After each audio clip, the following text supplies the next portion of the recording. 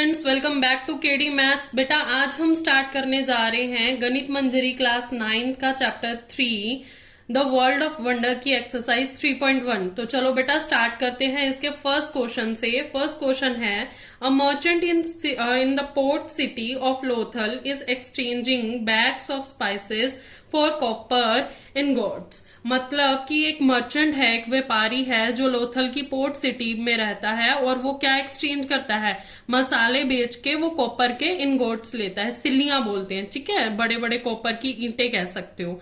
He receive 15 ingots for every 2 bags of spices. मतलब अगर वो 2 बैग स्पाइसेस के बेचता है तो उसको 15 इनगोट्स मिलते हैं।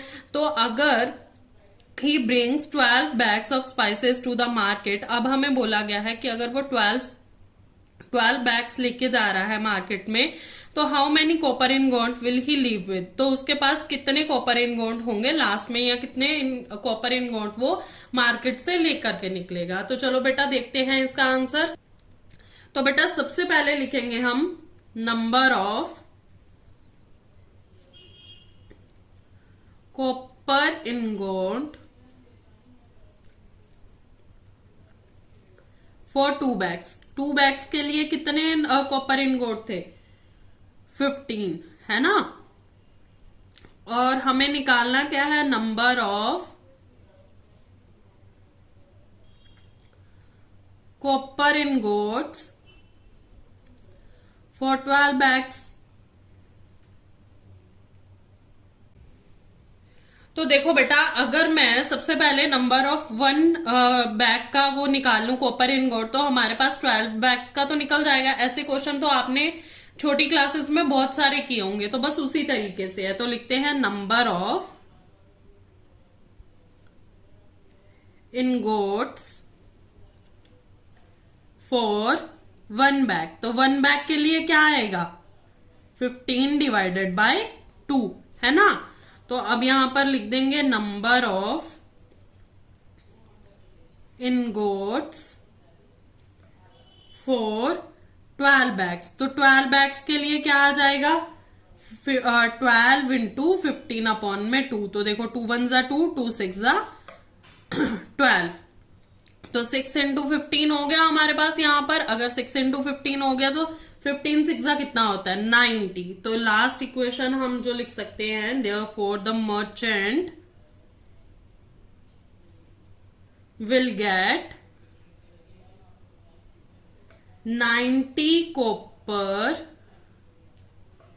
इनगोट्स फॉर 12 बैग्स। तो वो 12 बैग्स के बदले उसको 90 कॉपर इनगोट्स मिलेंगे। ठीक है बेटा, ये हो गया हमारा क्वेश्चन नंबर 1। अब चलते हैं हम अपने नेक्स्ट क्वेश्चन नंबर।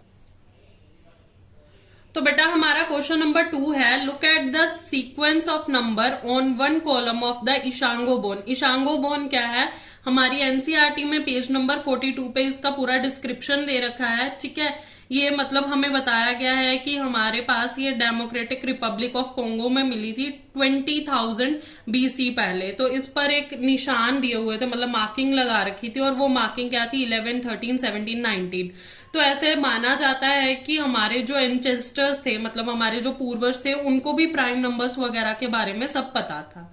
ठीक है, what do these numbers have in common. अब इन नंबर्स में क्या कॉमन है, list the next 3 numbers that fit this pattern. अब हमें इसके आगे वाले 3 नंबर लिखने हैं जो हमारे पास इस पैटर्न में फिट हो। तो कॉमन तो मैंने बेटा बता दिया ना आपको, ये क्या है, 11 13 17 19, ये क्या है, ये कॉन्जिक्यूटिव प्राइम नंबर्स हैं। तो चलो लिखते हैं कॉमन प्रॉपर्टी क्या है हमारे पास इनमें। कॉमन प्रॉपर्टी तो क्या है हमारे पास, they are all consecutive prime numbers, है ना। ये सारे क्या है, कॉन्जिक्यूटिव प्राइम नंबर्स हैं। अब कई सारे बच्चों को कॉन्जिक्यूटिव का मतलब नहीं पता होता। बेटा कॉन्जिक्यूटिव होता है लगातार आने वाले, मतलब जैसे 11 के बाद 13 ही प्राइम नंबर है। अगर हमारे पास 11 के बाद 17 होता तो हम उसको कॉन्जिक्यूटिव नहीं बोलते। ठीक है, तो जो फ्रीक्वेंटली आते हैं उन्हें हम कॉन्जिक्यूटिव कहते हैं। तो नेक्स्ट 3 नंबर्स कौन से हैं हमारे पास, तो हम लिख सकते हैं नेक्स्ट 3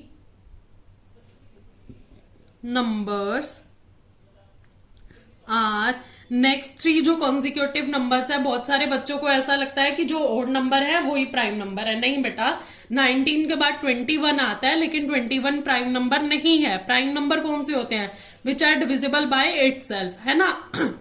तो देखो 21 3 के टेबल में भी आता है, 7 के टेबल में भी आता है, 1 के टेबल मतलब 21 खुद के टेबल में भी आता है, और 1 तो उसका फैक्टर है ही है। तो इसलिए 21 जो है वो प्राइम नंबर नहीं है।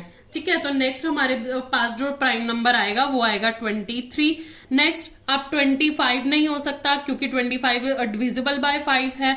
उसके बाद आ जाएगा हमारे पास 27 भी नहीं होगा क्योंकि 27 भी डिविजिबल बाय 3 है। 29 हो जाएगा और लास्ट में 31। तो ये हमारे पास नेक्स्ट 3 नंबर्स हो जाएंगे। ठीक है बेटा, अब चलते हैं हमारे नेक्स्ट क्वेश्चन नंबर 3 पर। तो चलो बेटा देखते हैं क्वेश्चन नंबर 3। क्वेश्चन नंबर 3 है, we know that natural numbers are close under addition. अब क्लोज अंडर का मतलब है क्लोजर प्रॉपर्टी। क्लोजर प्रॉपर्टी मैंने अच्छे से एक्सप्लेन की है आपको इंट्रोडक्शन वीडियो में। आप इंट्रोडक्शन वीडियो जाके देखो, आपको पूरा समझ में आ जाएगा कि क्लोजर प्रॉपर्टी क्या होती है। ठीक है, the sum of any two natural numbers is always a natural number, ये उन्होंने बोल रखा है। Are they closed under subtraction, क्या वो सब्ट्रैक्शन के अंडर क्लोज होता है? Provide a couple of examples to justify your answer. तो हमें ये बताना है कि क्या क्लोजर प्रॉपर्टी सब्ट्रैक्शन में काम करती है, और अगर होती है या नहीं होती है, हमें 2 एग्जांपल्स दे करके हमारा आंसर जस्टिफाई करना है। तो देखो बेटा, क्लोजर प्रॉपर्टी होती क्या है, यहां पर लिख देते हैं। यहां पर लिखेंगे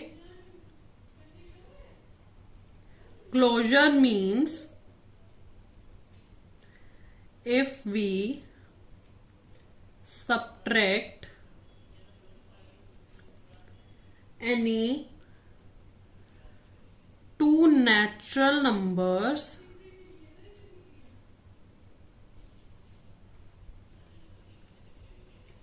the answer must always be a natural number। मतलब कि अगर हमने किन्हीं 2 नेचुरल नंबर्स को सब्ट्रैक्ट किया है तो हमारा जो आंसर होगा वो भी हमारे पास नेचुरल नंबर ही आना चाहिए। ठीक है, चलो इसका एग्जाम्पल नंबर 1 देखते हैं। तो एग्जाम्पल 1 ले लेते हैं हम। एग्जाम्पल 1, 5 - 3 करेंगे तो आंसर 2 है। ठीक है, 2 क्या है? नेचुरल नंबर है। ठीक है, लिख देते हैं, नेचुरल नंबर आ गया हमारे पास। अब अगर इसी को मैं रिवर्स कर दूं, मींस एग्जाम्पल 2 में मैं 3 में से 5 को माइनस कर दूं। 3 नेचुरल नंबर है, 5 नेचुरल नंबर है, मैंने माइनस किया तो मेरे पास क्या है? -2, है ना। -2 नेचुरल नंबर है? नहीं है। नेचुरल नंबर कौन से होते हैं? जो 1 से स्टार्ट होते हैं, है ना। -2 तो क्या आ गया हमारे पास? इंटीजर आ गया, तो हम लिख देंगे नॉट अ नेचुरल नंबर। तो ये क्या है? नेचुरल नंबर नहीं है। तो कंक्लूजन लिख देते हैं, so natural numbers are not closed under subtraction. Natural number जो होते हैं वो सब्ट्रैक्शन के अंदर क्लोज्ड नहीं होते। ठीक है बेटा, मतलब क्लोजर प्रॉपर्टी सब्ट्रैक्शन में यूज नहीं कर सकते हम। तो ये हो गया हमारा क्वेश्चन नंबर 3। चलो चलते हैं हमारे लास्ट क्वेश्चन नंबर 4। तो देखो बेटा, क्वेश्चन 4 है, ancient Indians use the joints of their fingers to count a practice still seen today. मतलब जो एशियंट इंडियंस थे वो क्या करते थे? फिंगर्स के जॉइंट्स को काउंटिंग के लिए यूज करते थे, और ये प्रैक्टिस हम आज भी करते हैं। Each finger has 3 joints and thumb is use to count them. मतलब हर फिंगर में 3 जॉइंट्स होते हैं और थंब उनको काउंट करने के लिए यूज करते हैं हम। How many can you count on 1 hand? आप कितने ऐसे काउंट कर सकते हो? How does this relate to ancient based 12 counting system? और ये एशियंट बेस्ड जो 12 काउंटिंग सिस्टम होता था वो कैसे करते थे? तो देखो बेटा, जैसे ये हमारा हैंड है तो हम क्या करते हैं? 1 2 3 इस तरीके से काउंट करते हैं ना। 4 5 6 ये जॉइंट्स को हम काउंट करते हैं। 7 8 9 10 11 12 इस तरीके से काउंट करते हैं। और थंब क्या करता है हमारा, थंब हेल्प करता है इनको काउंट करने में, है ना।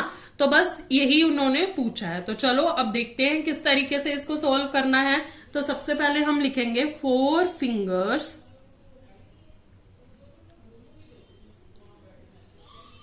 इनटू 3 जॉइंट्स, है ना। एक फिंगर में कितने जॉइंट है, 3 है। तो चारों फिंगर्स में अगर देखें तो पर फिंगर का जॉइंट हमने लिख दिया कि 3 जॉइंट होते हैं एक फिंगर में, तो ये हो गया 12 जॉइंट्स। अब देखो ये 12 जॉइंट्स आ गया, और इन्होंने रिलेट कैसे किया, क्योंकि एक फिंगर में 3 जॉइंट हैं तो 4 फिंगर्स के 3 जॉइंट हो गए 12 जॉइंट्स। तो ये रिलेट हो गया ना 12 काउंटिंग सिस्टम से कि 12 ही आएंगे टोटल। तो बस रिलेशन लिख देते हैं हम। Counting on one hand gives 12 units, which naturally formed the ancient based 12 counting system। ठीक है बेटा, तो ये हो गया हमारा क्वेश्चन सॉल्व। बेटा यहाँ पर हमारी एक्सरसाइज 3.1 कंप्लीट हो गई है। नेक्स्ट वीडियो में हम करेंगे हमारी एक्सरसाइज 3.2। अगर आपको कोई भी डाउट है तो आप कमेंट सेक्शन में मेंशन कर सकते हो, मैं आपके डाउट का जरूर से आंसर करूंगी। वीडियो समझ में आ रही है तो लाइक करो, अपने फ्रेंड्स के साथ भी शेयर करो, चैनल को सब्सक्राइब।